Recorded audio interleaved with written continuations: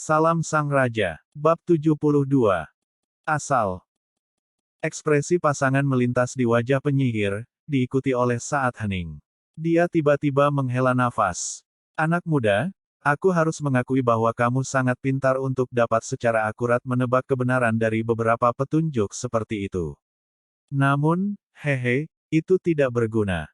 Bahkan jika Kekaisaran Eindhoven untuk sementara tidak tahu kemana sang pangeran pergi, begitu mereka menyadari bahwa ada sesuatu yang salah, tidak ada yang bisa disembunyikan dari telinga Kekaisaran Eindhoven.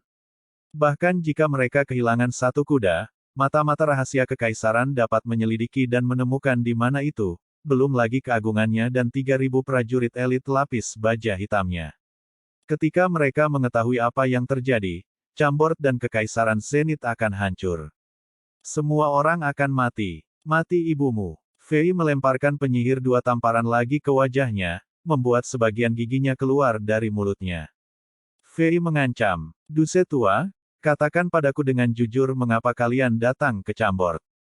Si penyihir mencibir. Ekspresi kejam dan dengki melintas di matanya saat dia tetap diam. "Yo, berusaha bersikap keras di hadapanku." Fei sangat marah sehingga dia mulai tertawa. "Baiklah, tua, kamu punya beberapa bola. Pegang dirimu bersama untuk ini." Fei mencibir ketika dia meraih salah satu tulang penyihir yang baru saja pulih, dia menerapkan beberapa kekuatannya dan menghancurkan tulang itu lagi. Si penyihir menarik napas dalam-dalam dan pingsan. Fei mengeluarkan Healing Potion dan meneteskannya ke tulang. Segera, penyihir tua itu bangun dan menatap tulang kakinya sendiri dengan kaget. "Tulang aku sudah pulih. Ini, Duse tua, lihat ini." Fei dengan ringan mengguncang botol Healing Potion yang setengah terisi di tangannya dan tersenyum seolah dia adalah iblis yang siap melakukan pertukaran kotor. Ramuan dalam botol ini sudah cukup untuk menghidupkan kembali kehidupan dan menyembuhkan siapapun.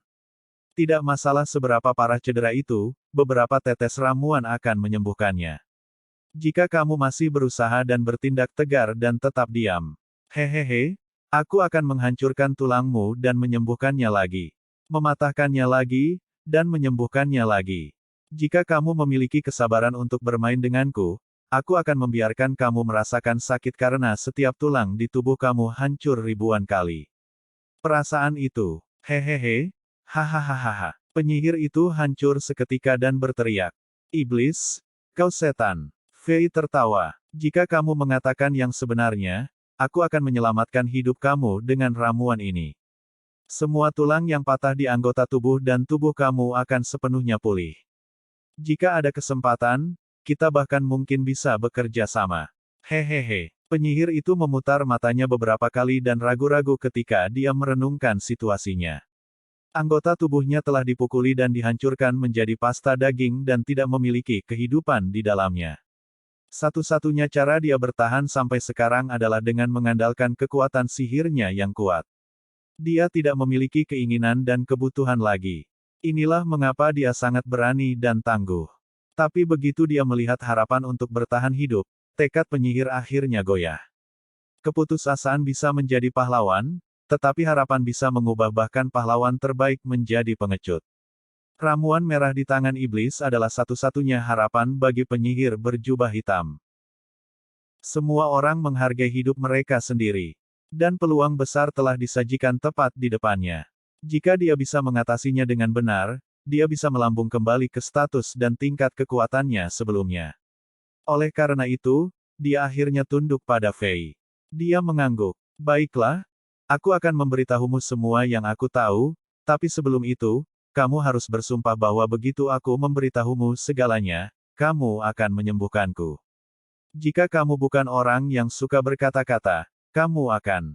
"Aku bersumpah kepada Dewa Perang bahwa sebagai Alexander, Raja Chambord, jika aku tidak menghormati kata-kataku, maka aku akan jatuh ke bagian terdalam dari neraka dan disiksa untuk selamanya."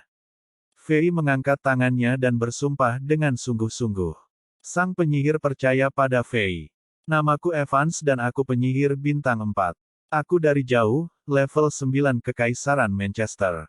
Aku bepergian keliling benua sesuai dengan instruksi guruku Ferdinand. 3 bulan yang lalu ketika aku bepergian melalui hutan yang dalam ke utara Kekaisaran Eindhoven, aku secara tidak sengaja bertemu dengan dua tim tentara bayaran yang berjuang sampai mati karena peta hitam yang misterius. Awalnya aku hanya ingin tahu, jadi aku membunuh sekitar 100 tentara bayaran dan meletakkan tangan aku di peta. Awalnya aku tidak terlalu memperhatikannya, tetapi kemudian aku menemukan bahwa bahan-bahan yang diperlukan untuk membuat peta adalah hal-hal yang belum pernah aku lihat, seorang penyihir bintang 4. Setelah beberapa terjemahan dan penelitian, aku terkejut menemukan bahwa aku secara tidak sengaja mengambil kejutan besar. Peta itu adalah barang antik yang diturunkan dari pertempuran dewa dan iblis ribuan tahun yang lalu. Banyak lokasi dilingkari oleh tanda merah. Daerah-daerah itu kemungkinan adalah reruntuhan perang mitikal antara dewa dan iblis. Selain reruntuhan itu, banyak lokasi lain juga ditandai, tetapi aku tidak tahu apa yang mereka wakili. Setelah aku mengetahui tentang kejutan ini, aku ingin menjelajahi reruntuhan perang mitikal. Aku menghabiskan sekitar 2 bulan untuk meneliti dan mempelajari peta ini dengan sangat terperinci dan akhirnya menemukan salah satu dari banyak reruntuhan. Jadi salah satu reruntuhan ini ada di Kastil Chambord. Sesuatu memicu Fei saat dia bertanya dengan tenang. Itu benar. Itu di Puri Chambord. Lebih dari sebulan yang lalu, aku datang ke Puri Chambord beberapa kali dan mencari reruntuhan di istana dengan hati-hati. Meskipun aku menemukan beberapa petunjuk kasar, aku tidak pernah menemukan pintu masuk nyata ke reruntuhan. Setelah itu, aku menyadari bahwa menemukan reruntuhan itu kemungkinan akan memakan waktu dan energi. Aku tidak bisa melakukan semuanya sendiri. Plus, ada begitu banyak orang yang tinggal di Chambord. Karena itu, setelah beberapa pemikiran, aku harus menemukan penolong. Jadi, kamu pergi dan menemukan Pangeran Eindhoven yang sialan itu. Aku kenal Pangeran Mateja Kesman sebelumnya. Dia tahu bahwa aku kuat dan mencoba merekrut aku di bawah ikat pinggangnya untuk membantunya bertarung memperebutkan tahta Kekaisaran Eindhoven melawan dua saudara lelakinya. Aku menemukan dia dan mengatakan kepadanya bahwa aku telah menemukan reruntuhan dari perang mitikal ribuan tahun yang lalu dan mengajaknya untuk menjelajahinya bersama. Begitu ia memperoleh reruntuhan, ia akan dapat dengan mudah mengalahkan kedua saudaranya dan menjadi kaisar berikutnya dari Kekaisaran Eindhoven. Mateja Kesman terpacu dan segera menerima ajakanku. Untuk mencegah kedua saudara lelakinya mengetahui apa yang dia lakukan, dia berpura-pura melakukan perjalanan untuk bersantai dan membawa pasukan elitnya ke tepi Kekaisaran Zenith. Kami segera mengubah penampilan kami dan melepas semua spanduk dan bendera kami. Kemudian, kami menyelinap melalui penjaga Kekaisaran Zenith, melintasi lembah dan hutan dan mengelilingi Chambord dalam sekejap mata. Rencananya adalah menaklukkan kastil dengan kecepatan rendah dan membantai semua warga negara dan bangsawan. Setelah kami memperoleh kepemilikan atas kastil, kami akan membuat kesan yang salah bahwa tidak ada yang terjadi dan mencari reruntuhan kastil. Bagaimanapun, tidak ada yang akan memperhatikan kerajaan kecil yang terpencil seperti Chambord. Sampai Kekaisaran Zenith mengetahui tentang kita, kita akan sudah memperoleh dan mengambil alih reruntuhan, hehehe.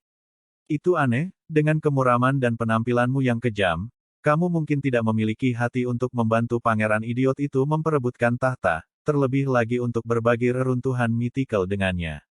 Kamu juga tidak baik. Fei menatap penyihir dan mencibir.